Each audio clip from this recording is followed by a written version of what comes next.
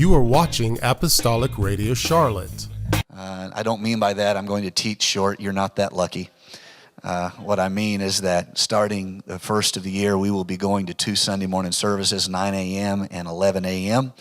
And so Life Class, which I have thoroughly enjoyed teaching, will be retired for the foreseeable future as we try to facilitate more people by having 2 Sunday morning services. Now, I'm looking at the early birds here today. You didn't slip in at the 11 o'clock main worship. So I'm going to rely on some of you folks to help us have good 9 a.m. services. And we're going to have a good time in the house of the Lord at 9 a.m. And then, of course, we'll have another service at 11.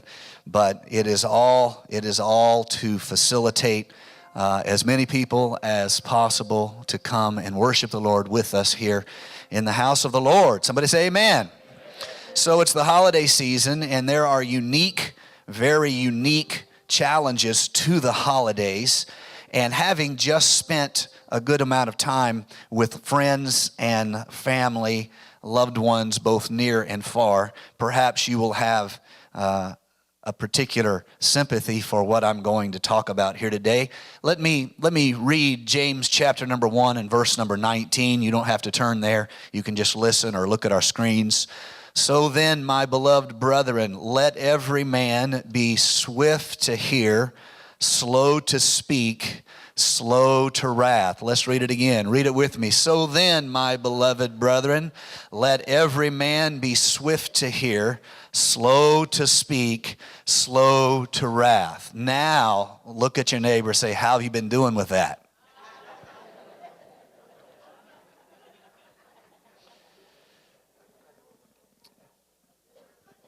One of the challenges that us believers have is representing our faith to others. If we were in a completely non-Christian society where the traditions of the society were not profoundly influenced by the Judeo-Christian ethic, we would have a different set of problems. But as Christians in a largely Christian society, it's not really accurate or precise to call America a Christian society anymore. Scholars call it a post-Christian society. I think that's probably closer to the truth. We are somewhat insulated here in the South, and I love the South, and I'm thankful that I'm raising my kids in the South.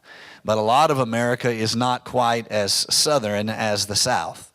And so a post-Christian society is probably a more accurate description. But as believers, we do not simply want to be a label Christian. Can I have an amen? We want to have friends who say to us, look, you're a Christian, but you're the kind of Christian I have not ever met. That's the goal, right? That's the challenge. To be able to have people know us, hear us speak, listen to us through all the seasons, whether it's holidays or election year, and think to themselves, man, they're the kind of Christian that I haven't met. In other words, it's possible for us to be angry Christians. It's possible for us to be loud Christians, and I don't mean in a good way.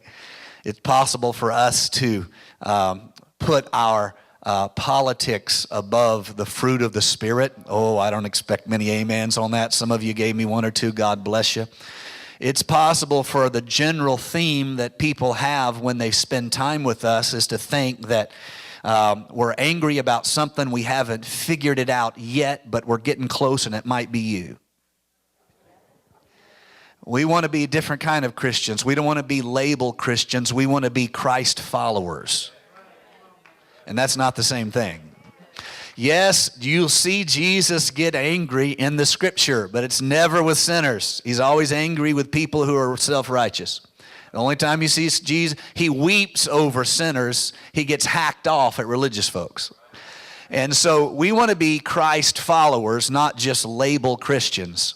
And that's tough in two particular seasons of life. The first one is holidays.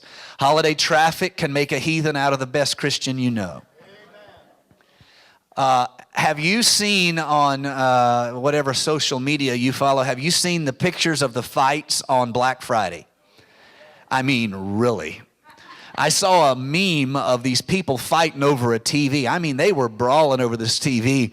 And the meme said this: if they'll do this over a TV, how do you think they'll act when the food runs out? It's difficult to have a gentle spirit in particular times. Another reason why it's difficult in holidays is we get together with people we haven't seen in years, and we've drifted apart, increasingly apart. We have had different experiences. Those experiences have produced different worldviews in our lives, and then we speak loudly about those worldviews, and it sounds different to them. I recently am reading a book about a subject known as moral foundation theory.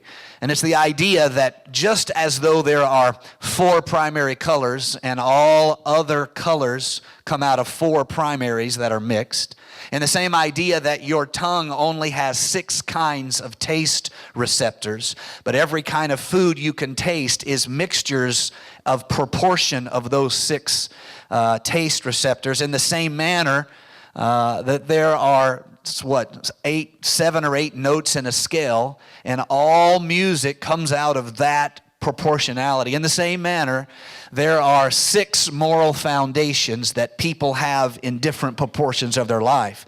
And real quick, those 6 moral foundations are, the first one is labeled care/harm or care-harm. The second one is fairness, cheating. The third one is liberty, oppression. The fourth one is loyalty, betrayal. The fifth one is authority, subversion. The sixth one is sanctity, degradation. And everything you feel about family, about country, about politics, who you support, comes because you in your life have had a different mixture of experiences that have caused you to suffer more under these particular experiences. Like, for example, if you were bullied as a child a lot and it was formative to you, you will have a tremendous investment in this foundation known as liberty/oppression. You don't know why you feel so strongly about it, but your experiences shaped you, and now you have a big investment in loyalty/oppression, your sense, your moral sense, or ethical taste, you might say. You probably will be inclined to be a part of the libertarian political party.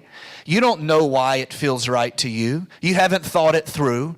You just know that you value freedom. You despise oppression. You don't think about the fact that you had a neighbor who bullied you. In the same manner, if you grew up in a house where there was someone who had tremendous need, if you grew up with a brother or a sister who had to be cared for because of a disability, something of the like, you will have a tremendous association to the care-harm foundation. You probably will vote Democrat. You won't know why. You won't have thought it through, but you will have such an association, such a moral tie to this care/harm moral taste, this ethical sense of proportionality.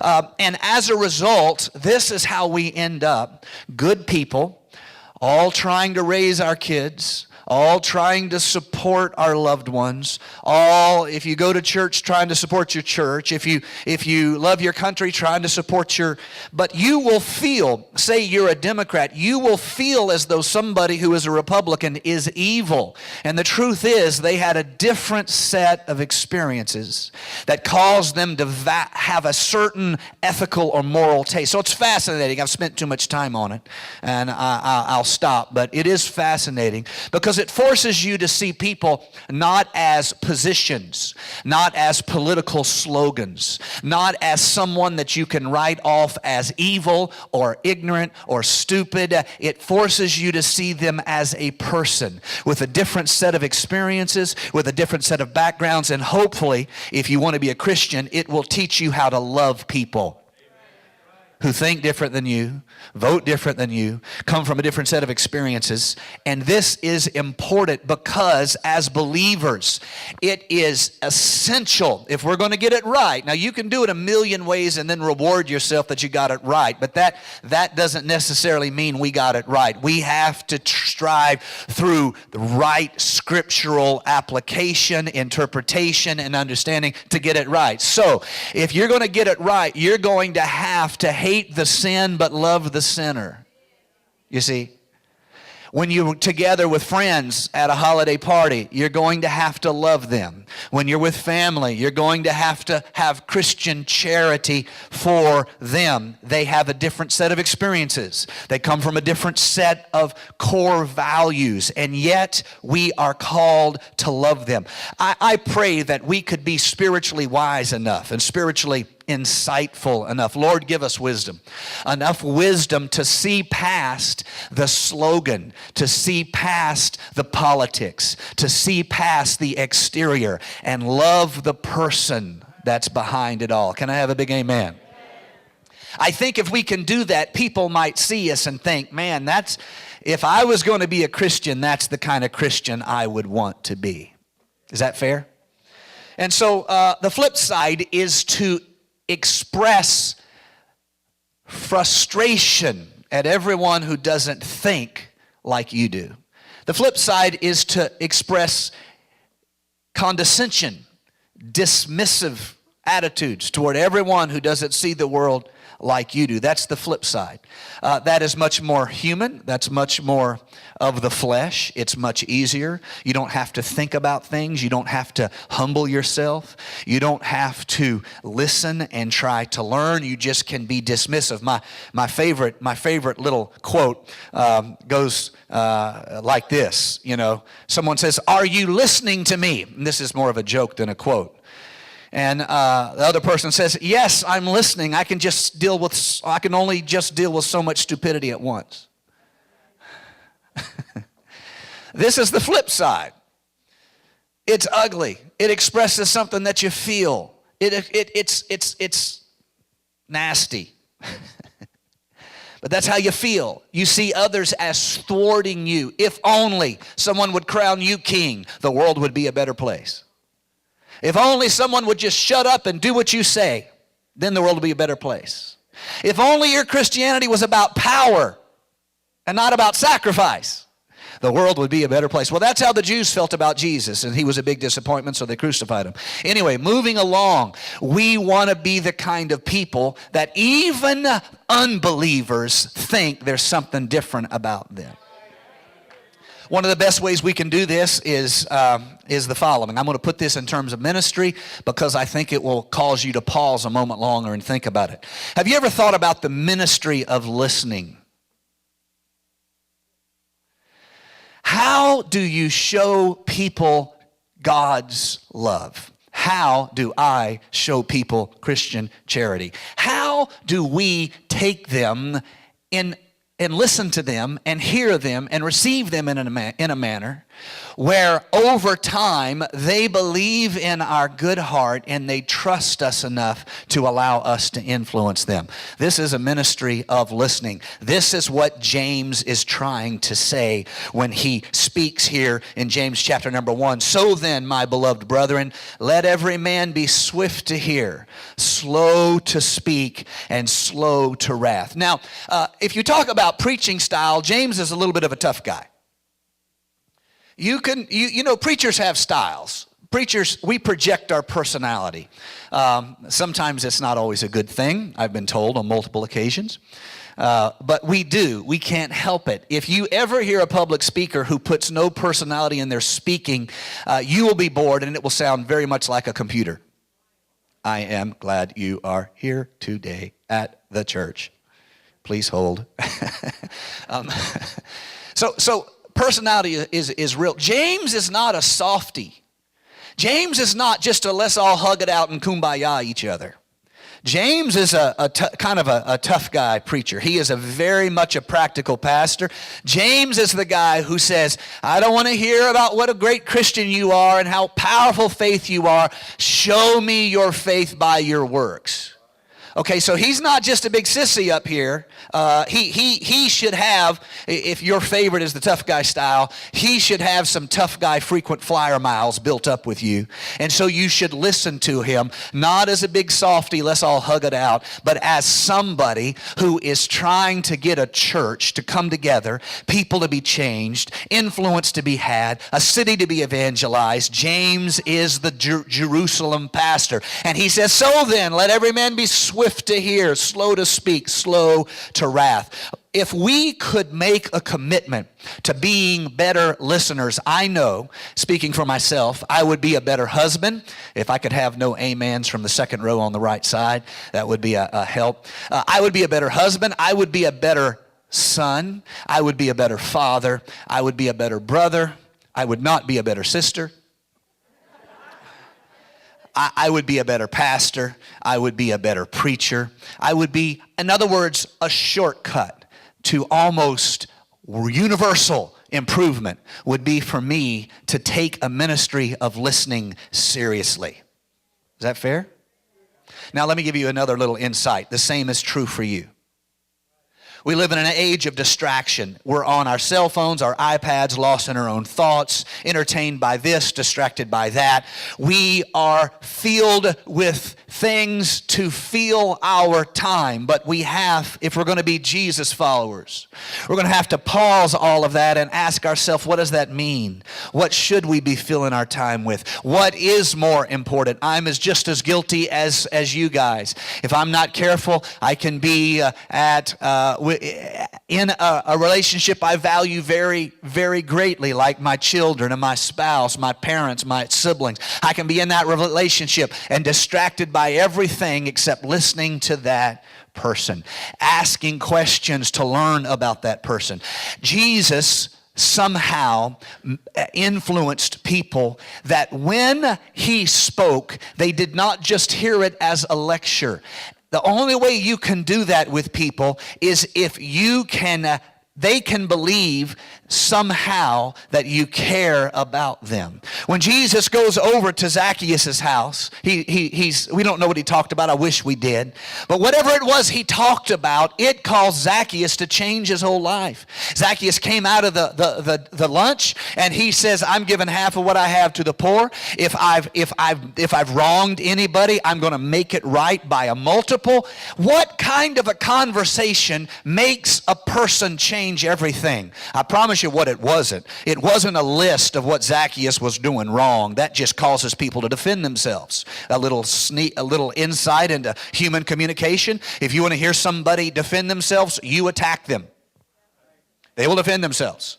Now, if you want to hear somebody attack themselves, you defend them. Seriously, you attack them. You say, well, you should have been there on time and you should have straightened yourself, blah, blah, blah. And they'll be like, well, you know, I'm not all bad. I'm pretty good. I did this and I did that. You're not saying thank you for that. You're just pointing out what I did wrong. On the other hand, if you compliment them, then they start backing up. Man, you are just so fantastic. You're doing such a great job. Oh, no, brother, I'm really not all that. Nobody's happy. Complimented people want to point out what they've done wrong. People who are being criticized, they want to point out how they should be complimented. Nobody's happy. Single people want to be married. Married people want to be single. Nobody's happy. Rich people want to have time to veg. People vegging wish they had a great job so they could be busy. Nobody's happy. This is, of course, the experience of being human. But what I want you to see is somehow Jesus connected with people in a manner that they had to question all of their assumptions. They had to go back to what they were living for. Jesus' conversation with Zacchaeus had to be more along the lines of, look, Zacchaeus, I see you're doing well. I see you're blessed. But let me ask you a question. What does it help you if you gain the whole world and lose your soul? Zacchaeus, you need to decide who you want to be here. You need to figure this out. Your life is not holding still for you while you entertain yourself. Decisions have come. There was some kind of a conversation that made Zacchaeus go back to fundamental principles and say, I need to change some things in my life. Jesus was present. He was able to listen. He was able to teach. He was able to see people and their needs. He was able to communicate in a manner that people would receive. Now, he had some advantages you do not have, nor should we have. After all, he was God, and we, and we are not God. Somebody somewhere is writing that down, thinking deep thoughts. Jesus could calm the storm. I haven't calmed any storms in my life. I've created a few storms, but I haven't calmed any. You see what I'm saying? He could raise the dead. I'm not able to do that. I wish I could do it. I believe the Lord could do it, but I would not claim it. Jesus had some unique qualifications, but one of the ways that we have people allow us to influence them is them to believe that we really care. We're not just blabbing our political view. We're not just arguing theology. We care about them. All of a sudden, something amazing happens, and they begin to open up to us. So, 10 things for effective listening. If we're going to listen to people, if we're going to show them that we're not just a slogan, we're not just a label, we love them with Christian, godly charity. Little tricks for listening. And I'm really saying all of this to myself today. You're just getting to listen to me tell myself how I could do better. Number one, face the speaker, maintain eye contact. That's helpful. Show your attentiveness in your body language, and don't just fake it, but actually be attentive, not retentive. That would work too. I remember what you said. Be attentive and yet relaxed. Number three, take care to keep an open mind. Even if what they're describing is wrong for you, does not give you a right to say it's wrong for them. That's their decision. That's actually biblical. It's called free will. And free will was God's idea. And if God doesn't force himself on anybody, I don't think we should either. In other words, even if they express something that would be wrong for you, you don't have to automatically point out how it is wrong for them. You don't have to approve of it. You just have to listen. When you listen to their words, try to picture in your mind what is being described. This is an effort that is very powerful, and it will increase understanding. Not just listen to word flow, but look at the whole of them, because most of communication, believe it or not, is not words. Most of communication is expressions, micro-expressions, hand gestures, body language. Next, don't interrupt them. Or when you have something to say, try to time it where you're not interrupting their flow. Do not impose your solutions. Just because their problems seem simple to you doesn't mean your problems are simple, and your problems would seem simple to them. In other words, remember, there's a trick going on here. Other people's problems seem simple because you're objective about them.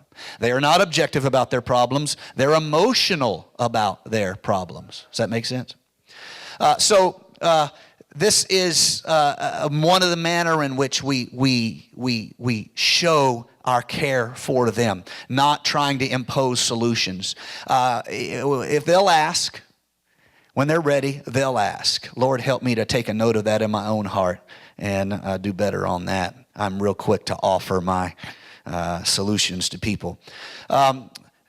Wait for the speaker to pause to ask clarifying questions, and ask questions primarily for clarification only, not to be intrusive, but for clarification rather than more information.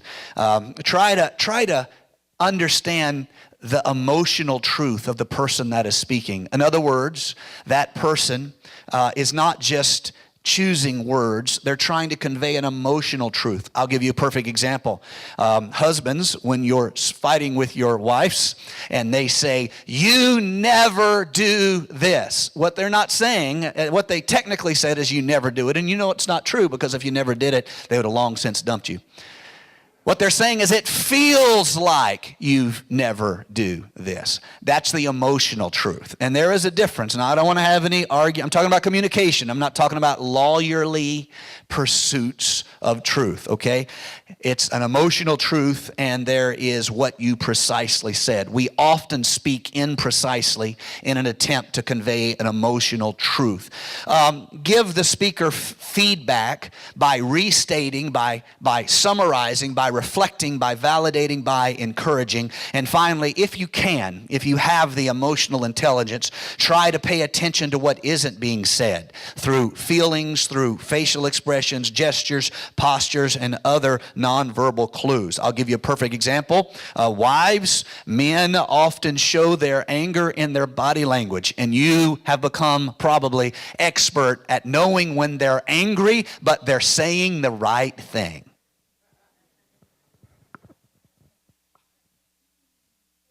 Sure, I'll help you.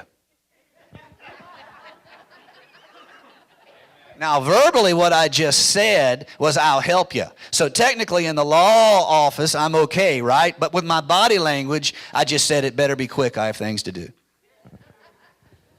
Lord, help us to listen to the Pastor James and be quick to hear rather than quick to speak. Can I have an amen? All right, how are we doing on time? I'm almost done. When I'm not listening, this is a set of notes that I want to share with you. When I'm thinking about an answer while you are talking, I'm not really listening to you. When I give unsolicited advice into your reality or circumstance, I'm not really listening to you. When I suggest you shouldn't feel that way, I'm really not listening. Oh, Lord, you're going to have to help me with that. I'm just being too transparent today. I'm going back to duplicity. When I suggest a quick fix, I'm not listening. When I fail to acknowledge the other person's feelings, I'm not listening. When I fail to maintain eye contact in an important conversation, I'm not listening. When I don't ask follow-up questions, I'm not listening. When I top their story with a better one of my own, I'm not listening.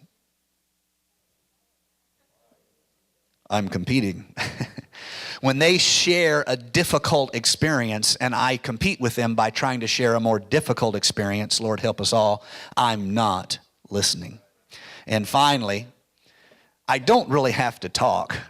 I can get away with just listening. So why am I doing that now? Well, we have a double whammy. We are in the middle of the politics season when America nearly comes to blows over how we should define our future. Where there is so much uncivility, is that the right word? Uncivility in our society. I almost said discivility, but that sounded worse. There's so much uncivility in our society. People put angry stickers on their cars. They put angry memes on their social media.